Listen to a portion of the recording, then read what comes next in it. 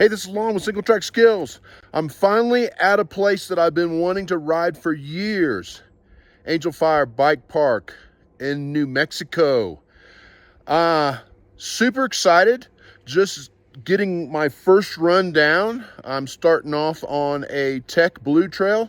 One of the things I love already about Angel Fire is they're a lot like Whistler in that they give you a progression of trail difficulty that decreases the chances of you getting injured. So in other words, they have two different areas, flow or jump, and then the other area would be tech.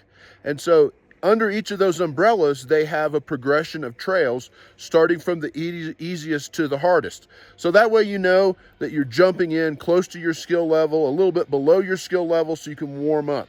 I'm on a tech trail, a blue trail. I think it's called Ziggy, and I'll keep progressing on that until I get tired of the tech, and then I'll move over and do the same thing for the flow or the jump.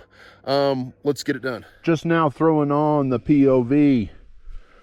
I'm not sure how far down I am, but yeah, these runs are going to be super long. So if you like long runs, Angel Fire is definitely a place to come.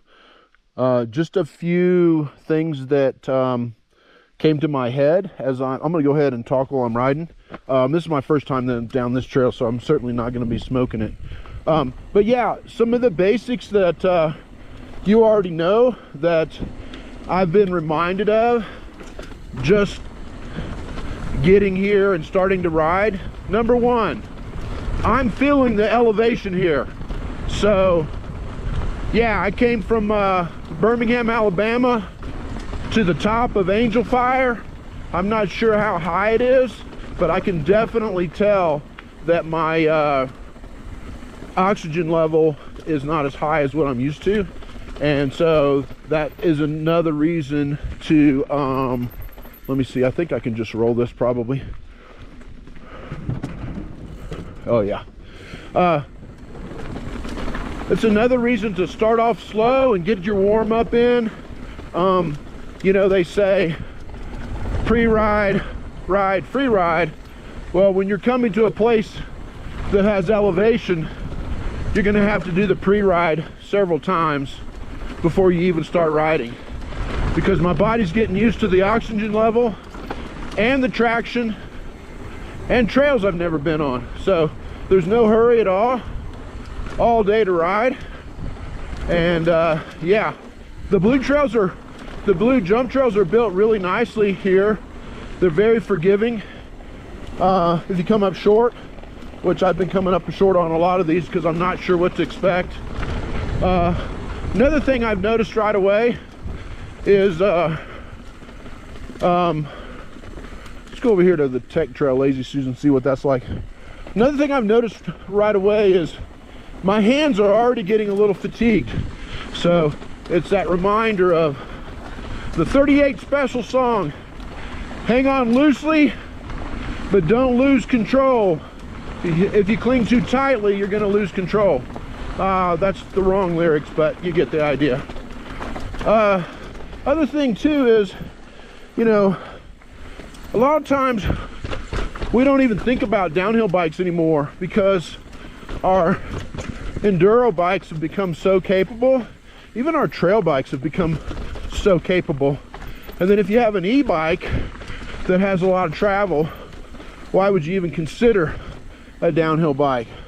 Well, this is a place where they come in super handy, because there's a huge difference between a dual crown 200mm fork and a single crown 180.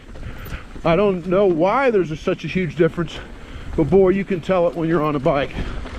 One is like having a tank, the other is like having a shotgun. So yeah, if you're into this kind of riding, which I absolutely love it, because I love seeing the scenery on the lift on the way up, and I love practicing my skills descending over and over all day long for numerous days. So to me, it's worth it.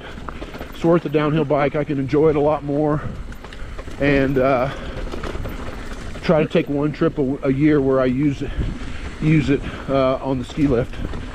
So yeah, those are a few things that I thought of. I wanted to get down on this POV in case it helps you in the future.